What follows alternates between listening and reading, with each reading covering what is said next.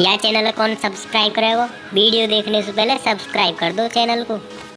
13 वर्ष का एक हिंदू बालक फारसी पढ़ने मदरसे जाया करता था। एक दिन मदरसे खेलते समय उसके मुस्लिम सहपाठियों ने हिंदुओं की आराध्य मां दुर्गा का बारंबार उपास किया। हिंदू बालक के प्रतिपाद करने पर यह बात और अधिक बढ़ी तो उस हिंदू बालक ने तर्क दिया कि ऐसी ही बदजुबानी यदि मुस्लिमों के पैगंबर की बेटी फातिमा के बारे में की जाए तो कैसा लगेगा।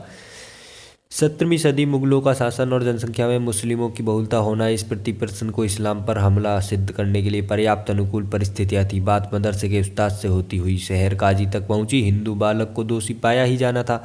दोषी पाया गया। चिर परिचित दो विकल्प देने की उदारता दिखाई गई। इस्लाम कबूल करो और जीवित रहो अथवा सिर कलम होगा।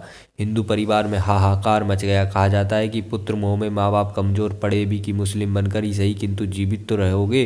पर 13 वर्ष का यह बालक धर्म से नहीं डिगा। उस हिंदू बालक का नाम था हकीकत राय। 1734 में इस्लाम की तौहीन के इल्जाम में 13 वर्षीय हकीकत राय का सिर कलम कर दिया गया और इस प्रकार इस्लाम की शान बरकरार रखी गई।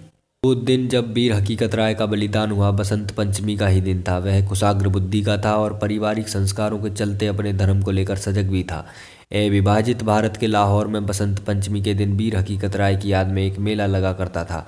विभाजन के बाद भारत के पंजाब में कई स्थानों पर अब भी वीर बालक को याद किया जाता है। एक बात और, एक कॉलोनी या बसावट हकीकत नगर के नाम से लगभग हर उस शहर में मिलेगी जिसमें पाकिस्तान से विस्थापित होकर आए लोग अधिक संख्या में बसे थे और अपने इतिहास को याद रखने का यह उनका एक अनकहा प्रयास था।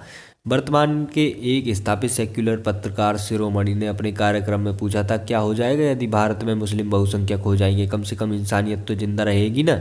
यह उदाहरण उसको उत्तर के रूप में दिया जा सकता है, किंतु जिन्हें आंखों के सामने के प्रशांत पुजारी और रामलिंगम नहीं दिखते उन्हें 300 वर्ष पहले का हकीकत राय कैसे दिखता।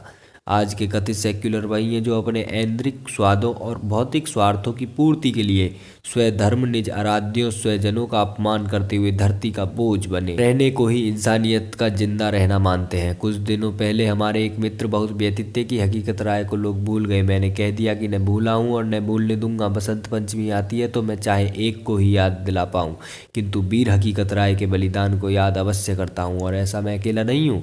मुझे भी आश्चर्य हुआ था जब यूट्यूब पर हकीकत राय पर बनी हरियाणवी रागनी और फिल्में भी देखी। अतः हिंदुत्व को वोट दीजिए, अर्थात यूपी में आएंगे तो योगी जी। पंकज शर्मा की पोस्ट।